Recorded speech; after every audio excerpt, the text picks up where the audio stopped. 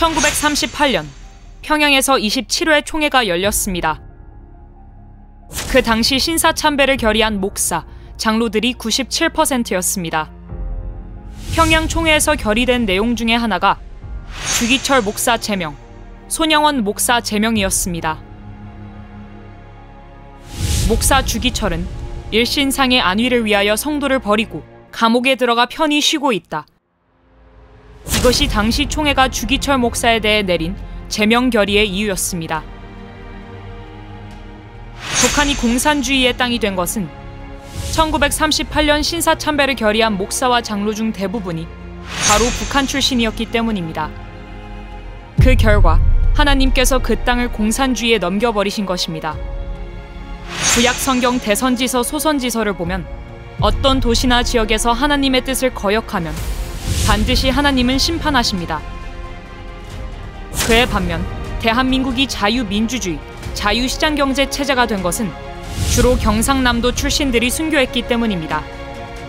수량교회를 담임했던 주기철, 손양원, 한상동 등의 순교로 인해 대한민국은 울산, 포항, 포항제철, 창원공단 등을 통한 경제 주도권을 갖게 되었습니다. 이 세상은 절대 우연이란 있을 수 없습니다. 특히 전라도가 좌파가 된 것은 김대중에게 속은 것입니다. 이승만 대통령의 건국을 도운 인물은 전라도 출신의 김성수와 송진우였습니다. 당시 이승만의 지지율은 18%에 불과했지만 전라도 지도자들의 도움으로 그는 대한민국을 건국할 수 있었습니다. 이승만과 박정희 대통령 시절까지만 해도 전라도는 우파였으나 김대중에게 속아서 좌파가 된 것입니다. 김대중, 노무현, 문재인은 대한민국 3대 좌파 대통령으로서 북한에 가서 낮은 단계 연방제에 서명하므로 그때부터 대한민국은 무너졌고 특별히 전라도는 완전 좌파가 된 것입니다.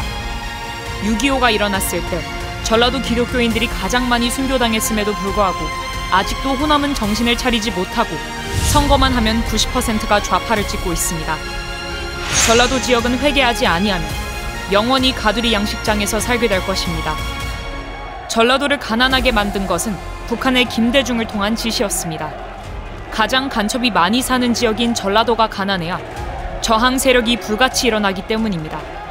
이제 대한민국이 자유통일을 이루기 위해서는 특히 전라도 목회자들이 회개하고 돌아와야 합니다. 또한 30만 목회자와 25만 장로들 모두가 하나님 앞으로 회개하고 돌아와야 할 것입니다. 북한은 주사파 간첩들을 통하여 대한민국을 완전히 점령했습니다.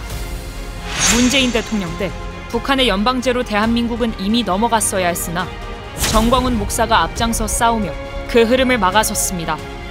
전 목사는 세 차례 구속되는 고난을 겪었고 그 결과 윤석열 대통령이 당선되었던 것입니다. 광화문 운동 7년 동안의 가장 큰 업적은 윤석열 대통령을 24만 표 차이로 당선시킨 것입니다. 오늘 우리가 대한민국에서 자유를 누리며 사는 것도 바로 광화문 운동의 결과입니다. 그러나 이재명은 문재인과 또 달라서 반드시 대한민국을 북한의 연방제로 넘길 것이 확실합니다. 이재명의 정책과 장관 임명 등을 볼 때 이재명의 목적지는 분명하게 드러났습니다. 중국에 셰셰하면 비자 없이 중국 관광객을 무한정 받아들이는 이 정책으로 인해 대한민국은 북한, 중국, 러시아로 가는 대륙 동맹으로 들어가게 될 것이 분명합니다.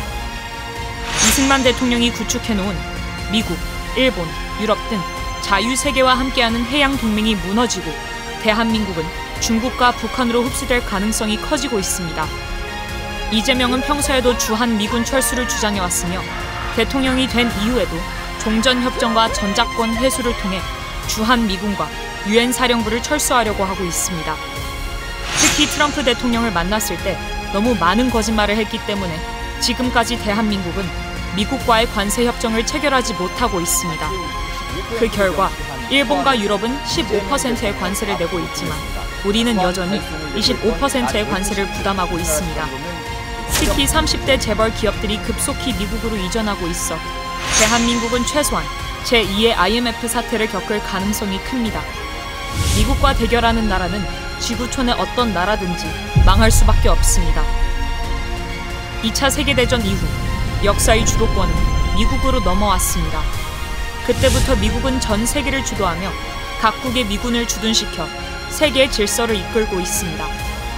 그러나 이재명은 미국과 대립하는 방향으로 나아가기 때문에 대한민국은 역사 속에서 사라질지도 모르는 위험한 상황에 놓여 있습니다.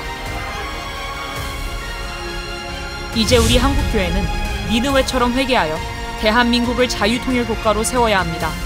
그리고 옛 고토인 동북 삼성을 회복하고 백투더 예루살렘의 사명을 완성해야 합니다.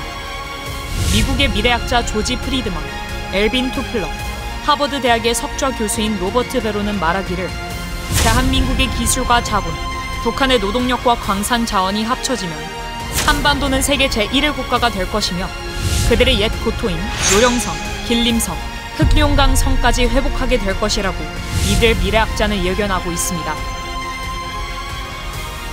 존경하는 국민 여러분, 절대로 우리는 대한민국을 연방제로 넘겨줄 수 없고 자유통일을 이루어 세계의 1등 국가로 만들어야 할 것입니다.